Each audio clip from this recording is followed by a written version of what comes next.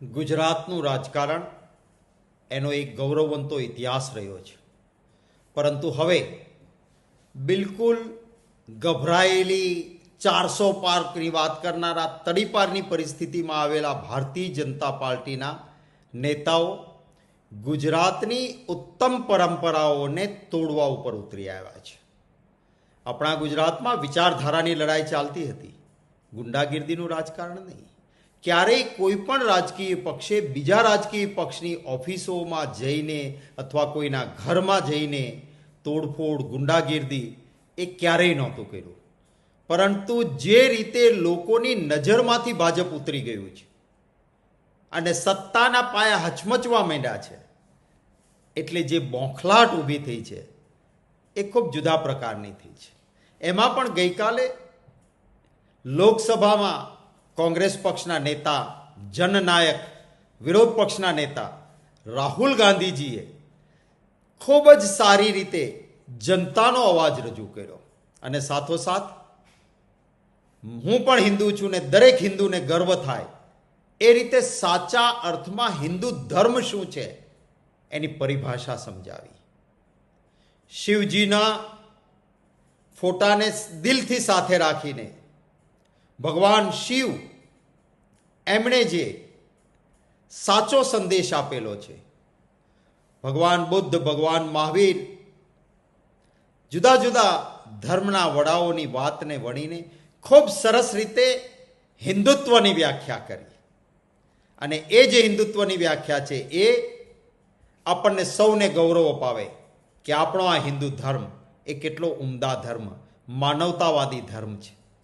આ બધું જોયા પછી ભાજપવાળાના પેટમાં તેલ રેડાયું કે જો સાચી હિન્દુ ધર્મની વ્યાખ્યા દેશના લોકો સુધી પહોંચી જાય, રાહુલ ગાંધીજી લોકોના દિલ સુધી પહોંચી ગયા છે, તો આપણે જે હિન્દુ ધર્મના નામે લોકોને ગુમરાહ કરીએ છીએ એ આપણી તો દુકાન જ બંધ થઈ જશે. સાચા અર્થમાં જે રાહુલ ગાંધીજીએ કહ્યું કે ઉમદા હિન્દુ ધર્મને હિંસા જ્યાં સ્થાન જ ન હોય એના રસ્તે લઈ જઈને આ ભાજપવાળા એ હિન્દુ ધર્મને નુકસાન કરે છે ને હિન્દુ ધર્મને બદનામ કરે છે, ત્યારે આ વાતને ખોટી રીતે રજૂ કરવા પ્રયત્ન થયો.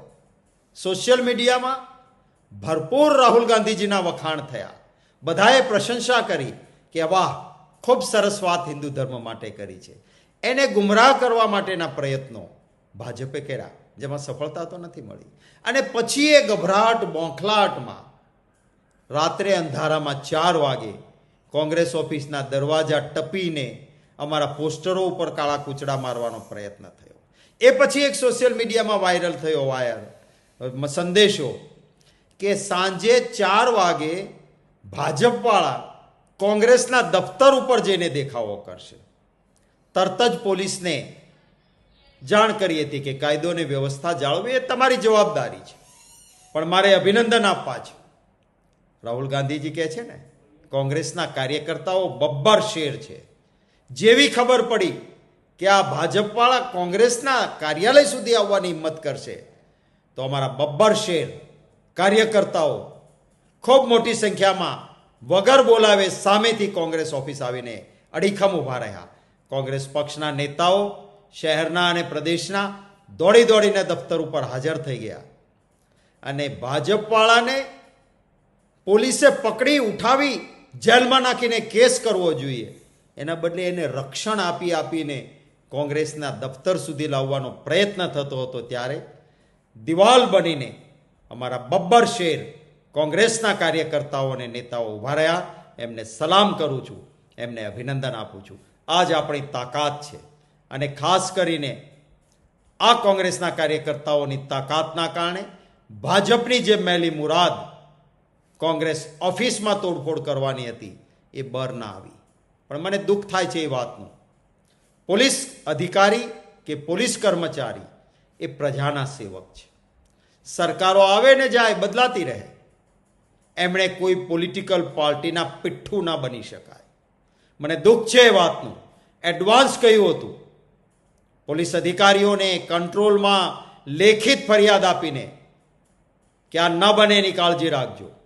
કોઈ કાળજી નહીં લેવાય, ઉલટાનું એમને રક્ષણ અપાયું. અને પછી પોલીસના ધાડા કોંગ્રેસ ઓફિસની અંદર શા માટે ભાઈ આવ્યા હતા તમે? અમારા નેતાઓને લઈ જવાના ને એમને છોડી દેવાના? કઈ પ્રકારની કાયદો અને વ્યવસ્થા છે? હું પોલીસ કર્મચારીઓને અધિકારીઓને પણ કહું છું કે કોંગ્રેસ ક્યારેય વયમનસ્ય રાખતી નથી. સમય પલટાતો હોય છે. તમારે તમારી ફરજ નિષ્ઠા અને પ્રમાણિકતાથી બજાવવાની છે. મહેરબાની કરીને એવું કૃત્ય ન કરશો, કારણ કે આ ભાજપવાળા પછી તમારી પડખે નહીં ઊભા રહે. ભૂતકાળ જોઈ લેજો, કેટલાક સારા અધિકારીઓની કારકિર્દી ધૂળમાં મળી ગઈ ભાજપના વિશ્વાસે, જેણે ખોટું કરવાનો પ્રયત્ન કર્યો હતો. પોલીસ અધિકારીઓ અને કર્મચારીઓને પણ વિનંતી છે, આ ન કરો.